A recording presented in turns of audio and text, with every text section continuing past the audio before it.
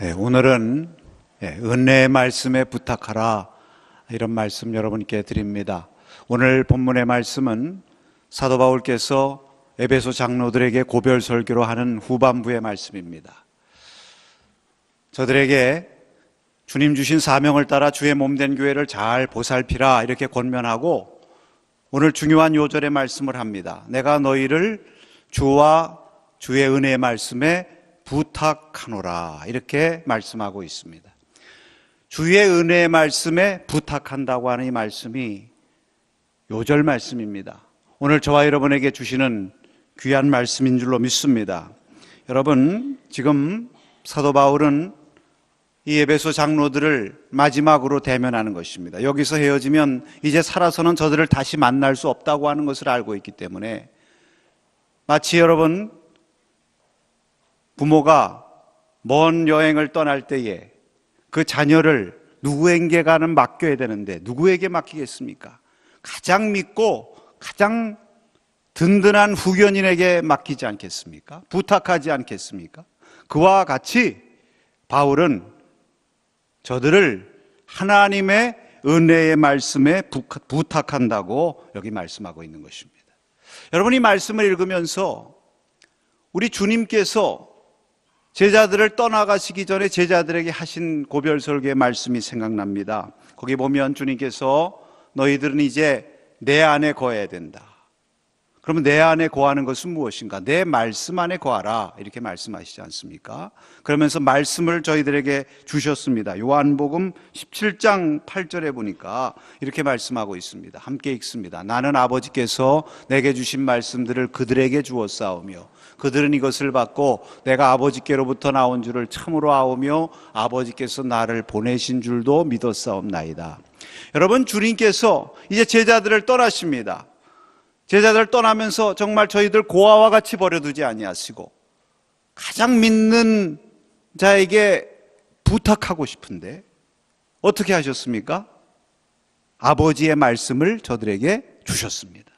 왜냐하면 이 아버지의 말씀이, 비록 주님은 떠나가시더라도 제자들과 함께 계셔서 제자들을 붙들어 주시고 또 제자들에게 불안 가운데서도 평안을 주시고 세상에서 만일 환난을 당하나 저들을 담대하게 하시고 저들을 진리와 거룩함 가운데로 인도하실 것을 믿으셨기 때문에 말씀을 주신 것입니다.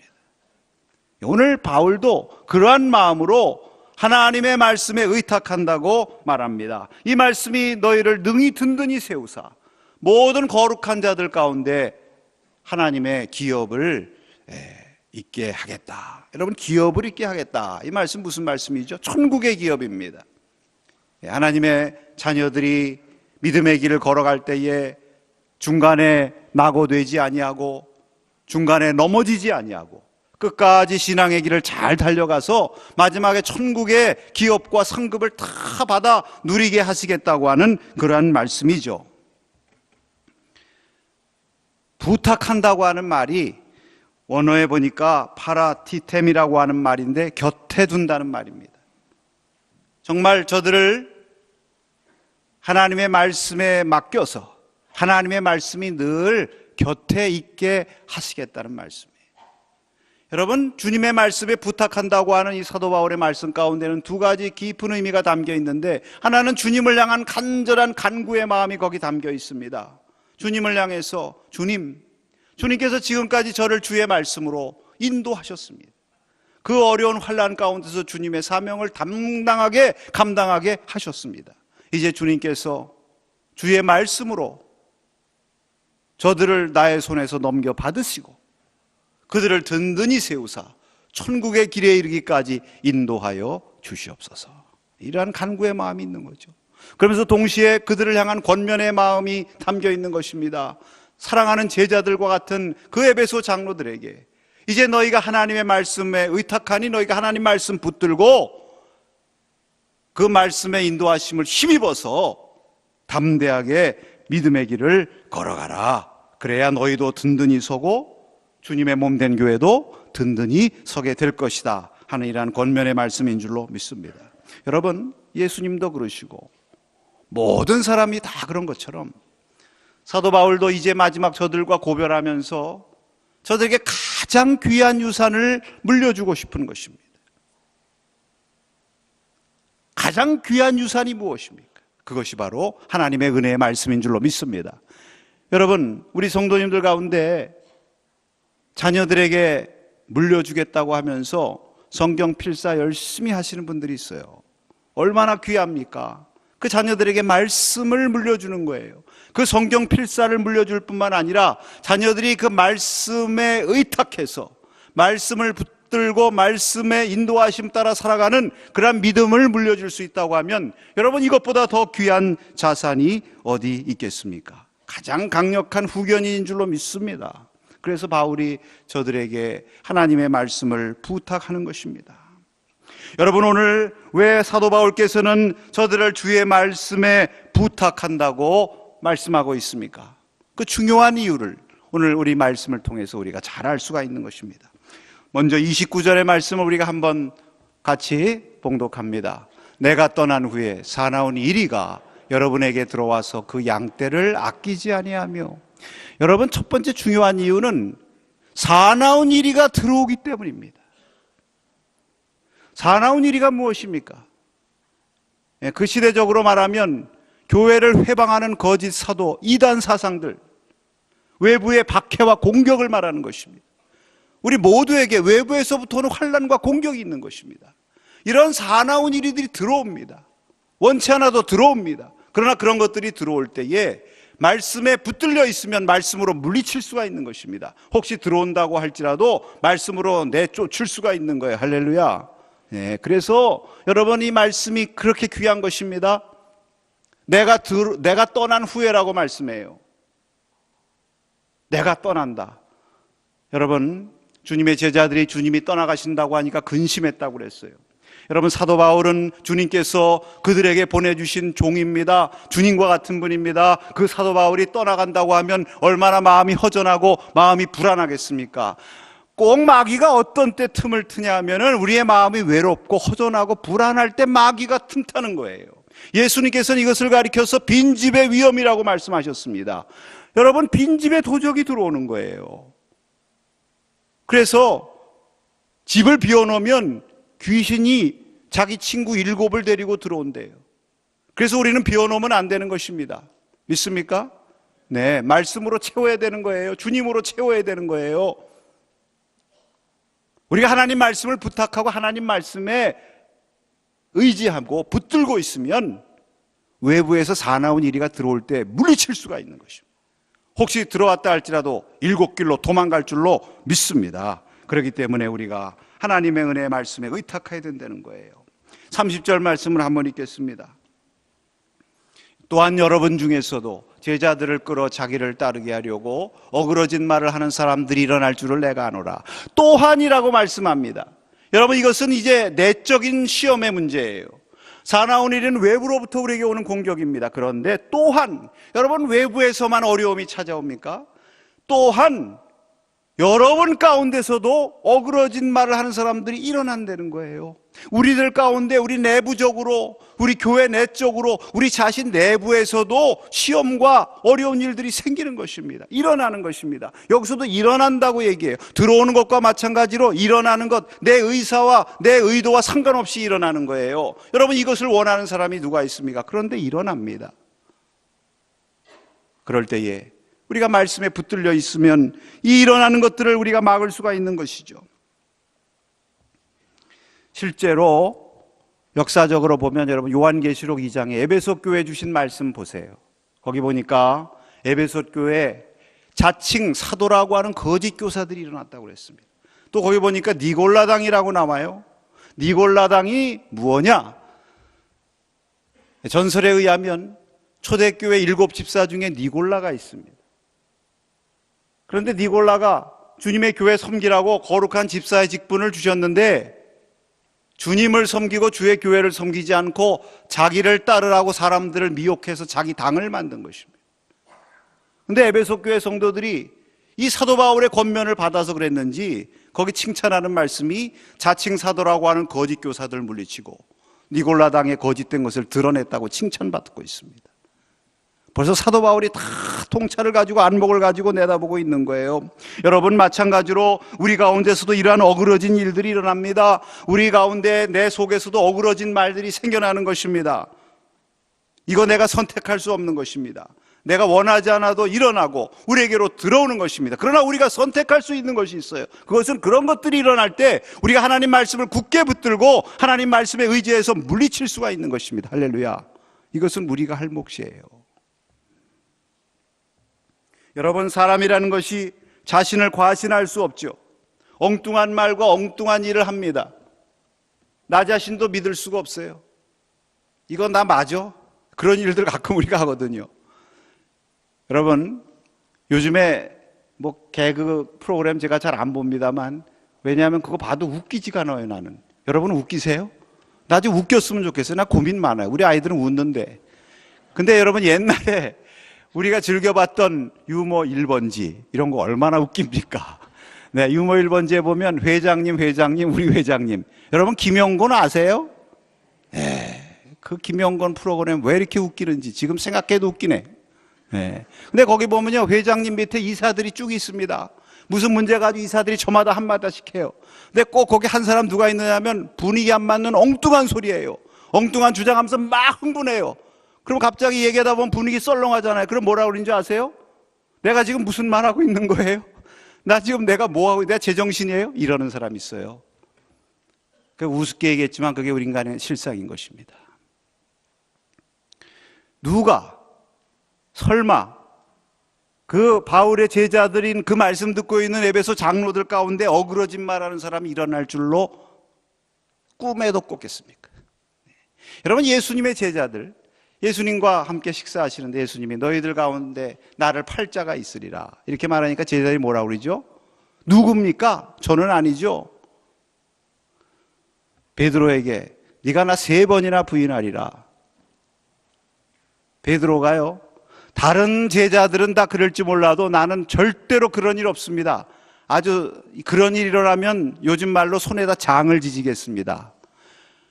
과신했습니다. 호언장담했습니다. 그런데 보세요. 베드로 넘어지는 거 보세요. 네, 막상 어려운 일이 닥치니까 이론은 자신이 있었는데 실제가 닥치니까 부인을 하는데 심지어는 저주하고 맹세하며까지 부인했다고 그랬습니다. 다 울음소리가 들리자 나가서 통곡했다고 그랬습니다. 여러분, 왜 통곡했을까요? 주님을 향해서 죄송한 마음 때문에 통곡했겠지만 저는 베드로가 자신에 대해서 자괴감 들었다고 생각합니다. 내가 이것밖에 안 되는 인간인가? 내가 명색이 수제자인데 아마 스스로에 대해서 실망해서 통곡했을 것입니다. 여러분, 이것이 인간의 실상인 것입니다. 그러므로 우리가 겸손해야 돼요. 주님의 말씀에 의탁해야 되는 것입니다. 믿습니까? 여러분, 전체가 문제 생겨서 문제 생기는 것이 아니에요. 여러분 가운데 한두 사람이, 우리 가운데 일부분의 문제가 생겨서 그것이 전체에 영향을 끼치는 것입니다. 생각해 보세요. 어느 날 갑자기 잘 들리던 귀가 안 들려요.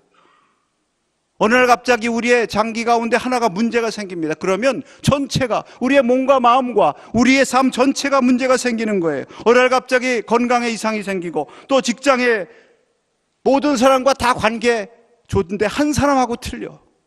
이러면 이것이 삶을 힘들게 하는 것입니다. 부부관계, 인간관계도 그런 것이고 이런 것들이 우리의 삶 전체에 영향을 끼치고 전체를 다운시키기 시작하는데, 여러분, 그럴 때 우리가 조심해야 되죠. 문제를 확대해서 거기에 사로잡히게 되면 문제가 생기는 것입니다. 우리가 이런 것들을 막아야 되는 것입니다. 그것을 막을 때는 우리가 하나님 말씀으로 막아야죠. 예수님께서 마귀의 시험을 무엇으로 물리치셨습니까? 말씀으로 물리치신 것처럼 우리가 하나님 말씀 붙들고 우리 가운데서 어그러진 것들이 일어날 때 이것을 예수의 이름으로 물리치는 것, 그것이 우리의 믿음이요 우리가 할 선택인 것입니다. 일어나는 것은 우리의 마음대로 안 되고 들어오는 것은 우리의 마음대로 안 되지만 그것을 물리치고 그것을 이기는 것은 우리의 몫인 것입니다. 그래서 우리가 주님의 은혜 말씀에 의탁해야 될 줄로 믿습니다. 32절 말씀 우리가 한번 같이 읽습니다. 32절. 지금 내가 여러분을 주와 및 그 은혜 말씀에 부탁하노니 그 말씀이 여러분을 등이 든든히 세우사 거룩하게 하심을 입은 모든 자 가운데 기업이 있게 하시리라. 아멘. 여기 보니까 따라 하십시다. 그 말씀이 여러분을 능히 든든히 세우사. 네, 여러분, 이것이 사실 우리가 주님의 은혜 말씀에 우리 자신을 의탁해야 될 근본적인 이유인 것입니다. 아무리 외적인 시련이 이리와 같이 들어와도, 아무리 어그러진 말과 같은 것이 우리 가운데서 일어난다 할지라도 우리가 말씀에 의탁하게 될 때 주님께서 집을 지으시는 것처럼 우리를 든든히 세우시고 우리의 삶의 집을 아름답게 건축해 가게 하시는 줄로 믿습니다. 여러분, 능이라고 하는 말씀에 주목하세요. 이것은 하나님의 말씀의 능력을 말씀하는 것입니다. 여러분, 하나님 말씀에는 능력이 있는 줄로 믿습니다. 하나님의 말씀은 살아있는 능력의 인격체와 같으신 거예요. 여러분, 하나님의 말씀 성경을 보면 태초에 말씀으로 하나님이 천지를 창조하셨습니다. 말씀으로 시작해서 말씀으로 끝나는 것이 성경입니다. 계시록에도 이 예언의 말씀을 읽고 듣고 지키는 자가 복이 있다고 말씀을 했습니다. 하나님께서 천지를 말씀으로 지으실 때 보면 재미있는 것이 있어요. 반복되는 것이 있는데, 말씀으로 이르시되 어떻게 되니라? 그대로 되니라. 예수님께서도 이 말씀으로 아픈 자들을 치유하시고 죽은 자를 다시 살리시고 죄인들을 구원하셨습니다. 사도 바울도 사도 베드로도 이 말씀을 통해서 3,000명씩 회개시키고 사람들을 변화시키는 놀라운 역사를 이룩하지 않았습니까? 그래서 이 말씀이 살아 역사하는 말씀인 것입니다. 이 말씀은 능한 것입니다. 믿습니까? 그래서 종교개혁자 루터도 그렇게 얘기합니다. 성경은 살아있다. The Bible is alive. 살아있기 때문에 우리에게 말씀 걸어오신다. 이 말씀에는 발이 있다. 그래서 우리와 동행하신다. 이 말씀에는 손이 있다. 그래서 우리를 붙들어 주신다. 이 말씀은 살아 역사하는 능력이다. 이렇게 얘기했습니다. 여러분, 우리 가운데 환난이 찾아옵니다. 시험과 유혹과 여러 가지 낙심되는 것, 절망스러운 것, 자포자기하는 그러한 많은 문제들이 찾아오지만 우리가 하나님의 말씀을 붙들고 하나님의 말씀으로 외칠 때에 이 모든 것들이 물러가게 될 줄로 믿습니다. 여러분, 세상에서 우리가 다 환난을 당합니다. 원치 않아도 환난을 당합니다. 그러나 환난을 당할 때 주님의 말씀을 떠올리시기 바랍니다. 너희가 세상에서 환난을 당하나 담대하라. 내가 세상을 이기었노라.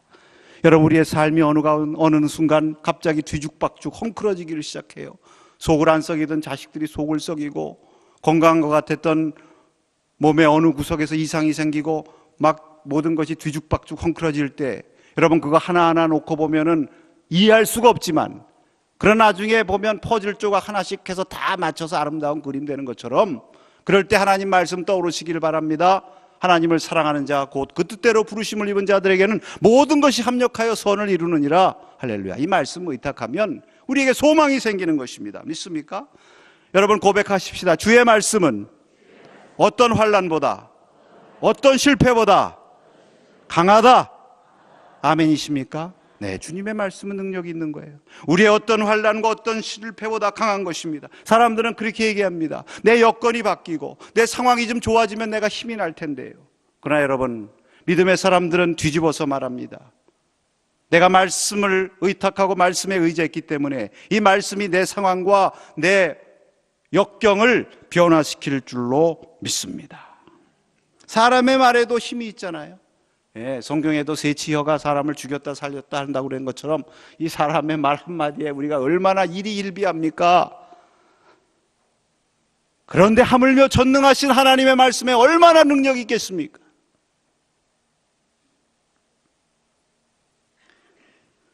이 말씀을 붙들고 우리에게 찾아오는 내적인 외적인 그러한 일들, 어려움들, 실망스러운 일들에 대해서 우리가 대응하는 것은 우리의 믿음의 결단이란 말입니다. 여러분, 신명기서에 보면은 내가 너희 앞에 생명과 죽음을 두었다고 말씀합니다. 내가 여러분 앞에 복과 저주를 두었다고 말씀합니다. 이 둘 중 안에 선택할 것은 너희의 몫인데, 여러분, 우리가 어떻게 생명과 복을 선택합니까? 어떻게 하면 생명과 복을 선택합니까?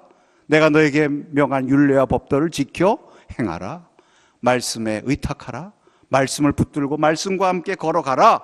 그러면 말씀이 너희를 붙들어 주시리라. 말씀이 너희를 생명의 길로 복의 길로 인도하시리라. 여러분, 조그만 물골을 하나 터서 물줄기를 만들어 놓으면 거기 물이 자꾸 흐르게 되면 물 골짜기가 생기는 거예요. 산에 다니다 보면 길이 있습니다. 처음에 무슨 길이 누가 만들어졌습니까? 사람들이 자꾸 다니다 보니까 거기 길이 생기는 거예요. 우리가 하나님의 말씀을 붙들고 하나님의 말씀을 의지하면서 하나님의 말씀으로 우리가 시험을 이기고 믿음의 체험을 하기 시작하면 축복의 물줄기가 열리게 되는 줄로 믿습니다. 그래서 우리가 하나님 말씀을 채워야 돼. 말씀을 읽고 듣고 그 말씀을 암송하고 할렐루야. 여러분, 이 말씀은요, 우리가 능력이 있어서 이 말씀을 자꾸 입에 두어야 돼. 그래서 예수님께서 말씀하셨습니다. 너희가 겨자씨만한 믿음, 아주 작은 겨자씨만한 믿음 하나 가지고도 만약에 이 산에게 명하여서 바다로 빠지라고 하면 옮겨질 것이라고 그랬어요. 이건 무슨 말씀입니까? 말씀을 선포하라는 거예요. 여러분, 산이 무엇입니까? 산이라고 하는 것은 우리가 힘들어서 올라가야 될 우리의 과제물이에요. 우리 앞을 가로막고 있는 장애물입니다. 우리를 힘들게 하는 문제들입니다. 우리를 힘들게 하는 건강, 우리를 힘들게 하는 사업의 문제, 우리를 힘들게 하는 인간관계의 문제. 여러분, 이런 것들이 산과 같이 때로는 우리 앞에 가로막혀 있어서 우리가 그 산을 치워달라고 기도하죠. 그러나 기도할 뿐만 아니라 주님께서는 말씀하십니다. 그 산을 향해서 명령하라고 말씀하십니다. 이 산아, 이제 바다로 빠질지어다. 그 믿음으로 명령하면 그렇게 된다고 우리 주님 말씀하십니다. 여러분, 다윗이 골리앗을 향해서 나아갈 때, 그 전에 보면 골리앗이 막 떠들어요. 이스라엘 백성들을 모욕하고 이스라엘 백성들이 하나님을 막 모욕합니다. 그런데 그때 다윗이 나가서 골리앗보다 더 큰 소리로 외치는 것입니다. 너는 칼과 창으로 나에게 나오지만 나는 만군의 여호와 이름으로 내게 나아가노라. 이 외침과 함께 골리앗은 쓰러진 것입니다. 사랑하는 여러분, 우리는 하나님의 말씀을 외쳐야 됩니다. 외쳐야 됩니다. 믿습니까? 민수기 14장 28절 말씀 함께 읽습니다. 그들에게 이르기를 여호와의 말씀에 내 삶을 두고 맹세하노라. 너희 말이 내 귀에 들린 대로 내가 너에게 행하리니. 여러분, 우리가 왜 미쳐야 됩니까? 왜 외쳐야 됩니까? 근데 우리가 말하는 것이 누구 귀에 들려요? 하나님 귀에 들린다는 거예요. 또 하나님께서 귀에 들리시면 어떻게 하신다고요? 들린 대로 내가 행하리라. 우리가 행하는 거 아닙니다. 하나님께서 행하시는 것입니다. 믿습니까? 하나님께서 천지를 지으시고 그 천지를 지으신 하나님의 말씀, 그 창조의 말씀을 우리에게 두셨어요. 여러분, 성경에 하나님의 형상대로 우리 인간을 지으셨다고 그랬는데 하나님의 형상대로 지으셨다는 말씀이 무엇입니까? 여러 가지 의미가 있지만 여러분, 세상의 모든 피조물 가운데 말할 수 있는 사람은 사람밖에 없어요. 말할 수 있는 존재는. 하나님께서 자신만이 갖고 계시는 그 하나님의 형상, 그 말의 능력을 우리 사람에게 심어주신 것입니다. 그래서 이 하나님의 말씀을 우리의 입에 두고 우리가 외칠 때에 하나님께서 하셨던 놀라운 역사가 우리를 통해서도 일어나는 줄로 믿습니다. 그래서 하나님, 이것은 은혜의 말씀이에요. 생명의 말씀이에요. 창조의 말씀이에요. 그래서 이 말씀을 입에 두고 외치고 그 말씀대로 고백하고 선언하면 하나님 은혜의 역사가 일어나고 생명의 역사가 일어나고 구원의 역사가 일어나고 창조의 역사가 일어나고 흥하게 되고 죽었던 자도 다시 살아나는 이러한 역사가 일어나는 줄로 믿습니다. 반대로 사탄은 자꾸 우리에게 와서 시험해요. 우리의 말을 어그러뜨리는 것입니다. 혼잡되게 하는 것입니다. 거짓된 것을 말하게 하고 부정된 것을 말하게 하고 자꾸 실패하는 것을 말하게 하는 것입니다. 그러면 말대로 되는 거예요.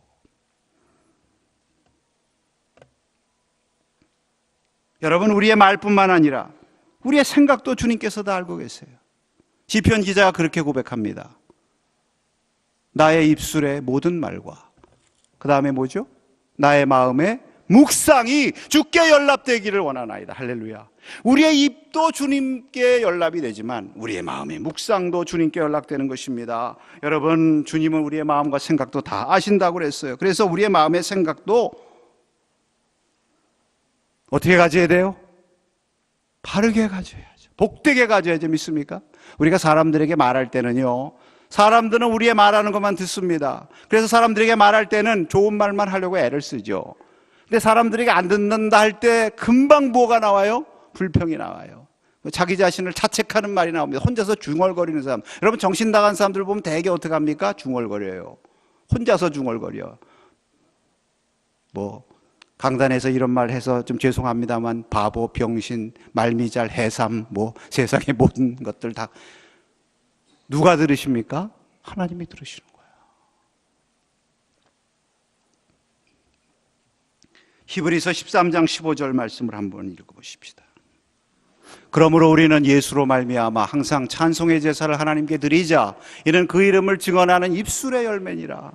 여러분, 우리가 하나님께 찬송의 제사를 드리자고 합니다. 이 찬송이 왜 우리가 드려야 되느냐? 입술의 열매. 여러분, 입술의 열매라는 게 뭐예요? 열매라는 것은 씨를 심어서 거두는 것입니다. 그러니까 찬송이라는 게 씨라는 얘기예요. 우리가 찬송의 씨를 심으면 그 입술의 찬송대로 열매를 거둔다는 것입니다. 저주의 씨를 심으면 저주를 거두고, 찬송의 씨를 심으면 하나님 앞에 늘 찬송할 만한 그러한 일들이 일어나게 되는 줄로 믿습니다. 그래서 우리가 하나님 말씀을 열심히 읽고 들어야 돼요. 고백해야 돼요.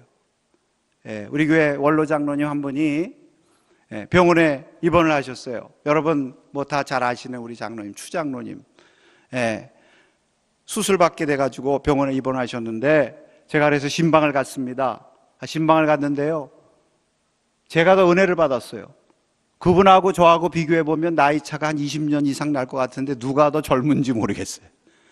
그 병원에 입원하셔도 그분 특기가 뭐냐면 암송.